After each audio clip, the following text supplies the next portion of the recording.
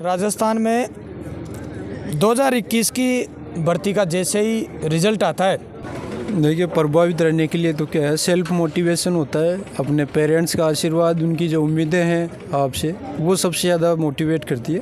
अगर आपके पेरेंट्स ने आपके लिए इतना कुछ किया है तो आपका एक दायित्व बनता है कि उनके लिए कुछ तो करें। तो बस वही चीज़ थी, उसी वजह से पूरा मोटिवेशन मिला और कंटिन्यू में से करता रहा तैयारी। तो सबको पता है, अगर कंटिन्यू तैयारी करते रहते तो सफलता ज़रूर मिलती है। कमलेश जी थोड़ा सा पूरा बैकग्राउंड बता दीजिए, किस तरह का आपका क्या परिचय है, क्या नाम है, कहाँ से हो? अच्छा, मैं बेसिकली जयपुर के सांगानेर से हूँ। 10th-12th मैंने 10th सांगानेर से की है, 12th मानसरोवर से की है। उसके बाद मैंने बीटेक किया है सीतापुरा में, कौटिल्य कॉलेज था उससे। उसके बाद 2016 से मैंने तैयारी की थी। 2-3 महीने में किसी कोचिंग में गया था। उसके बाद मैं सेल्फ स्टडी की है और सेल्फ स्टडी से ही सफलता मिली है। 2016 वाला भी एग्ज़ाम मैंने दिया, उसमें मैं रिटर्न में अच्छे नंबर भी लाए, लेकिन फिजिकल में मैं थोड़ा वीक रहा तो फिजिकल के लिए नहीं हो पाया। उसके बाद एलडीसी वाली भर्ती में मैं लग गया था। उसके बाद पटवारी, वीडियो, और उसके बाद ये जो भर्ती आई 2021 में, इसमें मैं वापस अपनी तैयारी स्टार्ट की और इसमें मैं सफल हो गया। कमलेश जी कैसा बैकग्राउंड रहा, फैमिली बैकग्राउंड कितना सपोर्ट रहा, फैमिली का, माता पिता का कितना लगातार सपोर्ट रहा आपकी सफलता में? देखिए, पूरा सपोर्ट माता पिता का ही है, उनके बिना तो अपन कुछ कर ही नहीं सकते। तो हमेशा उन्होंने मोटिवेट किया पूरी तरह से। एक सफलता मिलने के बाद भी उन्होंने बोला कि अभी एलडीसी बना, पटवारी बना, वीडियो बना, तो अभी रुकना नहीं है, अपने को आगे से आगे बढ़ना है। और अच्छी वैकेंसी आ रही है तो उस अच्छी पोस्ट है तो और आगे बढ़ना है। तो बस मोटिवेशन पिताजी के द्वारा ही मिलता रहा और उन्हीं की बदौलत आज यहाँ पे हैं। कमलेश जी फैमिली का बैकग्राउंड बता, मैं ये पूछ रहा हूँ फैमिली बैकग्राउंड कैसा रहा, माता क्या करते हैं, पिता क्या करते हैं?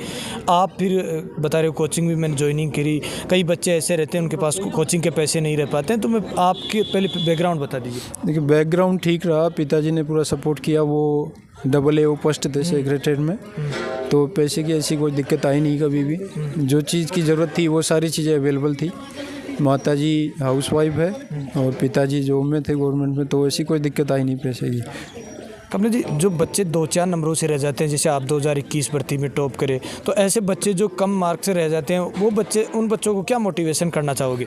ये उनके लिए यही है कि आप बार बार वही बुक्स पढ़ो जो आप कंटिन्यू पढ़ रहे हो। और बुक्स कौन सी, स्टैंडर्ड बुक्स पढ़ो। ये नहीं कि कोई छोटा मोटा राइटर उसने बुक लिख दे रहा, आप उसे पढ़ रहे हो, उसमें पूरा मटेरियल कभी नहीं आता है। स्टैंडर्ड बुक्स है, आप एक बुक को 3 बार पढ़िए, 4 बार पढ़िए। और प्रीवियस ईयर्स के क्वेश्चन वाली बुक जरूर ले, ये सबसे पहला मूल मंत्र होना चाहिए। जैसे आप एक चैप्टर पढ़ रहे हो, उसके तुरंत बाद उस चैप्टर के प्रीवियस ईयर क्वेश्चंस लगाइए। तो ये आप बार बार रिवाइज करोगे इन चीज़ों के, तो आपके लिए बहुत इजीली हो जाएगा कोई सा भी एग्जाम हो। कमलेश जी ज्वाइनिंग करने के बाद PSI भर्ती का फीलिंग्स कैसी आती है? बच्चे पूछना चाहते हैं, लगातार एक अधिकारी बन जाते हो, एक पुलिस लगातार इंस्पेक्टर बनने के बाद कैसा लगता है? देखिए, इसमें 2 तरह की जॉब होती है। ये एक होता है इंटरनल, जो बच्चा होता है ना, उसके लिए मैं मानता हूँ कि ये जॉब थोड़ी मुश्किल हो सकती है। पर अगर आप एक्सटर्नली हो, एक तरह से आपको पंचायत करनी आती है, तो इससे बेस्ट जॉब कुछ है ही नहीं। बहुत अच्छी जॉब है, बहुत शानदार जॉब है, पूरा रेस्पेक्ट मिलता है, बहुत ही जिम्मेदारी इस पर आप लोगों के लिए होती है और लोगों के लिए बहुत कुछ करने का अवसर यहाँ पे होता है। जो SI भर्ती की जो नए बच्चे तैयारी करना चाहते हैं, उनको क्या सलाह करना चाहोगे? वो कोचिंग ज्वाइन करे या सेल्फ स्टडी करे? किस प्रकार से, थोड़ा लंबा खोल के बता दीजिए, किस प्रकार से पूरा सिलेबस कवर कर पाए बच्चे? देखिए, इसमें 2 चीज़ें। एक तो होता है कि आपको खुद को पता रहता है कि मैं खुद पढ़ सकता हूँ। अगर ऐसा लग रहा है आपको मैं खुद पढ़ सकता हूँ, तो आप स्टैंडर्ड बुक्स लीजिए, प्रीवियस ईयर क्वेश्चंस की बुक लीजिए और खुद ही स्टार्ट कीजिए।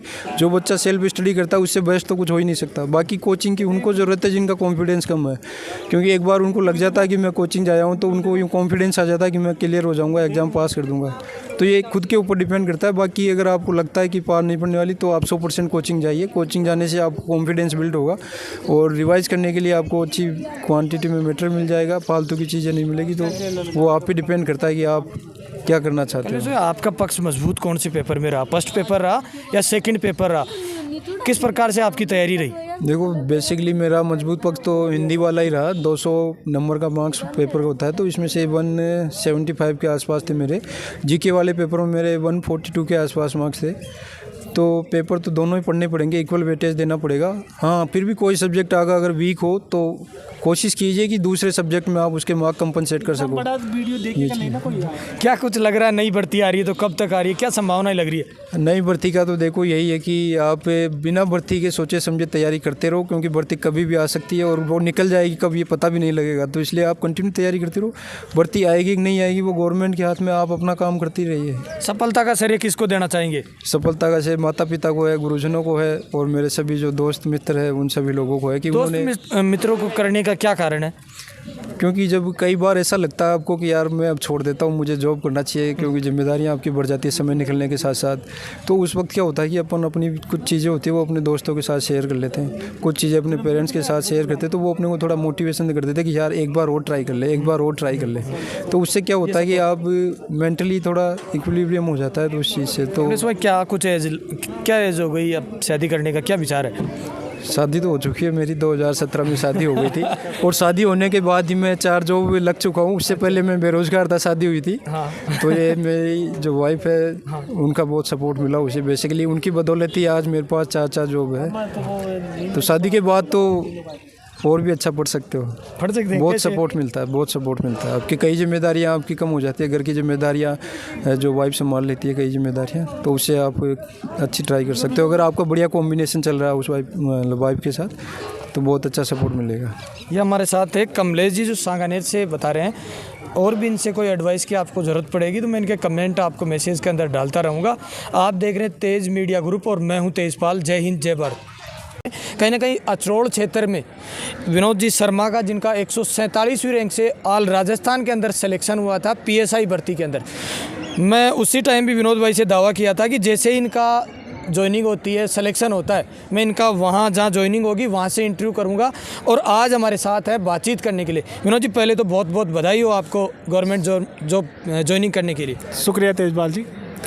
और इसका श्रेय मैं मेरे ईश्वर और मेरे जो चाचा जी हैं उनको देना चाहूँगा, क्योंकि मेरी जो सफलता का श्रेय है मुख्यतः उनका जो इतना बड़ा सपोर्ट रहा है, और जो मेरा बैक बोन के रूप में उनका जो सपोर्ट रहा है उसके लिए मैं धन्यवाद देना चाहूँगा। और यही आशा करता हूँ कि निरंतर मुझे आगे इस प्रकार ही सफलता मिलती रहे। विनोद भाई, इतनी बड़ी रैंक के साथ सिलेक्शन होना, इतनी अच्छी रैंक प्राप्त कर लेना, सबसे मजबूत कार्य क्या रहा? स्टडी करे तो कितने घंटे करे, किस प्रकार से आपकी स्टडी चलती रही?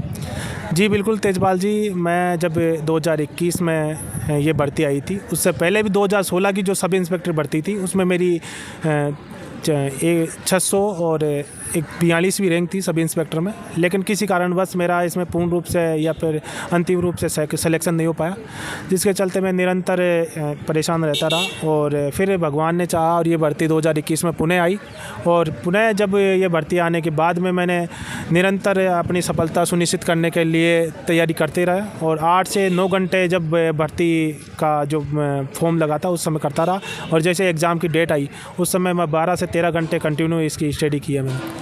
विनोद भाई, कैसी क्या फीलिंग हो रही है अब? जैसे ज्वाइनिंग कर लिए, अब आपको पोस्टिंग हो गई जयपुर के अंदर, कैसा लग रहा है आपको? जी बिल्कुल तेजपाल जी, मेरा जो जीवन का ये उद्देश्य था कि मैं बेल्ट की नौकरी में जाऊं और निरंतर आगे बढ़ता रहूं इसमें, तो मेरा जो गोल था वो अचीव हुआ है। तो मैं इसके लिए बहुत ज़्यादा भगवान को और मैं अपने चाचा जी को शुक्रिया अदा करना चाहूँ। प्रभावित किससे हुए थे विनोद भाई? इतनी बड़ी नौकरी मिल जाना, ऐसा पीएसआई की नौकरी प्राप्त करना, सबसे ज़्यादा प्रभावित फैक्टर किससे प्रभावित हुए? कोई फिल्म देखते थे या कोई पुलिस वाले से प्रभावित हो कि आपने ये पीएसआई चॉइस किया, इस जो ऐसी नौकरी प्राप्त कर लेना, किससे प्रभावित रही? जी बिल्कुल प्रभावित, एक तो जो वर्तमान में भरतपुर के एसपी हैं मर्दुल खचावा जी, उनसे मैं बहुत ज़्यादा मोटिवेट था, क्योंकि उनकी पर्सनैलिटी एक अपने वर्क को एक सुव्यवस्थित तरीके से करने का उनका ये जो कार्यकलाप है वो मैं बहुत ज़्यादा प्रभावित था उनसे। इसके अलावा जो मैं 2016 में जब मैंने सब इंस्पेक्टर की भर्ती दी थी उसमें अंतिम रूप से चयन नहीं हो पाया था, तो मैं बहुत ज़्यादा इस भर्ती के प्रति आकर्षित हो गया था। तो अंतिम रूप से जब मेरा इसमें 2021 की भर्ती में चयन हुआ है तो मैं पूरी तरह से इस भर्ती के प्रति बहुत ज़्यादा आकर्षित हूँ, और निश्चित ही मैं इसमें आगे भी सफलता सुनिश्चित करूँगा। विनोद भाई, एक बड़ा सवाल कर लेता हूँ। सबसे ज़्यादा फैक्टर ये रहता है कि जो युवा एक तो 2-4 नंबर से पीछे रह गए हो या 1-2 नंबर से छूट गए हो इस भर्ती से, या कोई नया विद्यार्थी जो इस भर्ती की शुरुआत करना चाहिए, उनको कोचिंग बेस्ट रहेगी, क्या मोटिवेशन करना चाहोगे उन बच्चों को, क्या सलाह देना चाहोगे आपके माध्यम से? जी बिल्कुल, जैसे जो भी कंपटीशन की तैयारी करते हैं तो 1-2 नंबरों से रह जाते हैं और किसी कारणवश वो पढ़ाई छोड़ देते हैं और अपने जो भी क्या नाम है छोटे मोटे धंधे संभाल लेते हैं। तो मैं उनको यही बोलना चाहूँगा कि आप निरंतर कोशिश करते रहें। कंपटीशन में छोटी मोटी जो कमियां हैं वो आपको ये निश्चित ही आपका जो जीवन का गोल है वो अचीव नहीं करने देगी, तो निश्चित ही आप आगे बढ़ते रहें और उस जो कमियाँ हैं उनको दूर करते हुए तैयारी करते रहें, जिससे कि आपकी सफलता सुनिश्चित हो। विनोद भाई, लग रहा है अभी तो एज भी कुछ ज़्यादा नहीं हुई, शादी करोगे तो कैसी चॉइस चाहिए और अब शादी करने का क्या प्लान चल रहा है? जी अभी मेरी जो एज है वर्तमान में 29 है, तो निश्चित ही एक जीवन का अंतिम कानूनी रूप से तो मैं शादी वाला हो चुका था पहले ही।